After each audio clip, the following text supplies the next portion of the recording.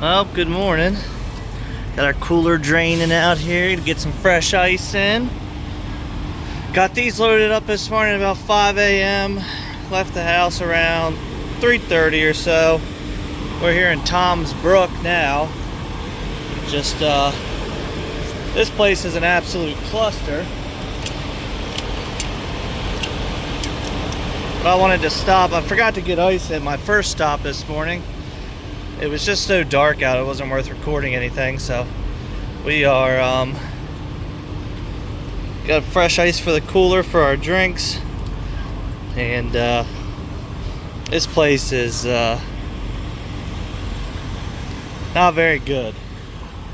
Parking situation here is not the best, and people are. So I had to take these. They got these big drop hitches on these. They had that one all the way to the bottom, so I had to raise it all the way up when backing it on the trailer. That bottom ball was hitting.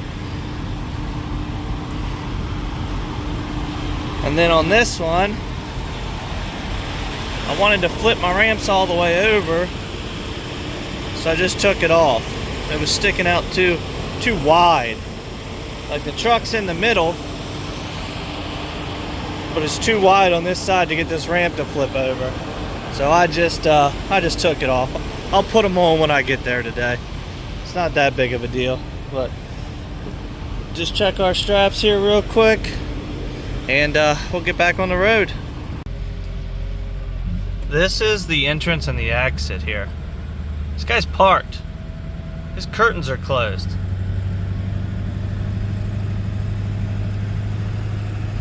Got a cowboy hat though. Right in the way.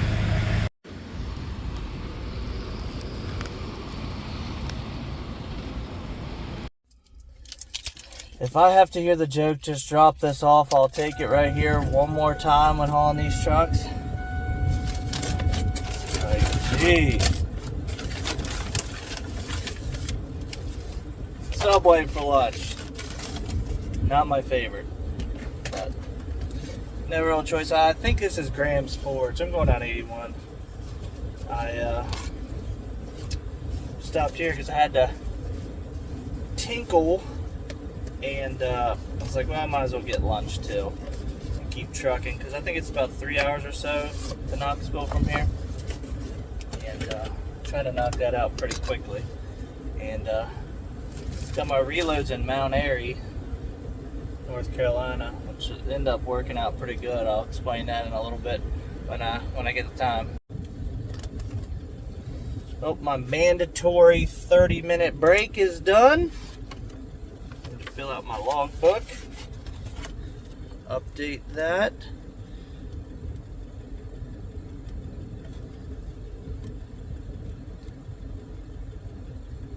We shall be back on the road. We've got about 2.5 hours left. Get delivered, and then probably find, I don't know how much time I'll have left at that point. A little, but I'll have to find somewhere to stay for the night, because I got to get from Knoxville to Mount Airy, North Carolina, which I think is like 3.5 or so hours. Excuse me. So somewhere in between there. Probably where I can get a shower and at least get something to eat, maybe like a restaurant's around there or something, instead of eating at the truck stop, because I got time. That's my thing, is I got time once I get these delivered. So I don't think the place opens till at least 8 in the morning. Still waiting on the release paperwork.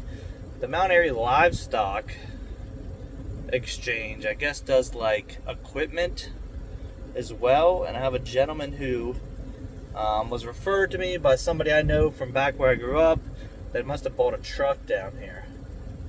He was trying to pay for it all day yesterday, and I guess like their payment processing was down, and so he tried to get it paid for today. He knows I'm going to be there tomorrow, so I'm sure he'll get the, I don't know what kind of release they have for that place, or if it's just like, hey, this is who it's for, it's been paid for, you can get it.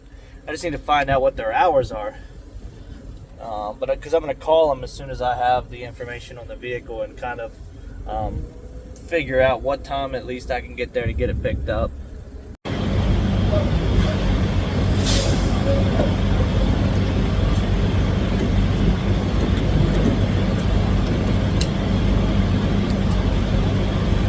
Mud flap for the win here. 47 cents a gallon off pump price. Comes out to like $4.28. Still overpriced, but definitely helps.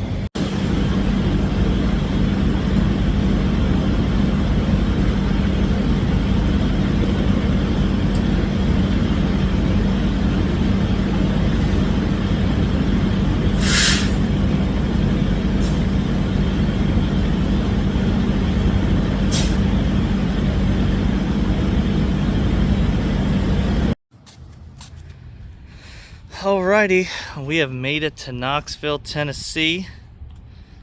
Get these two.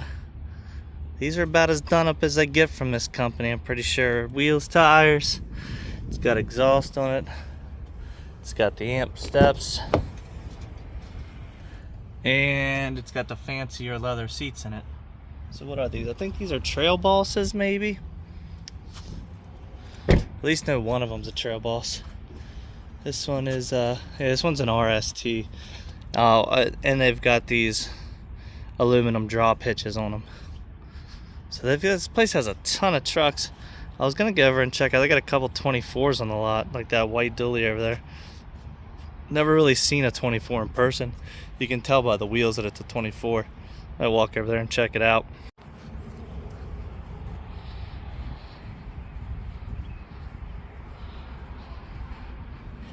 $92,000. Black leather high country. Shoo! Puck system.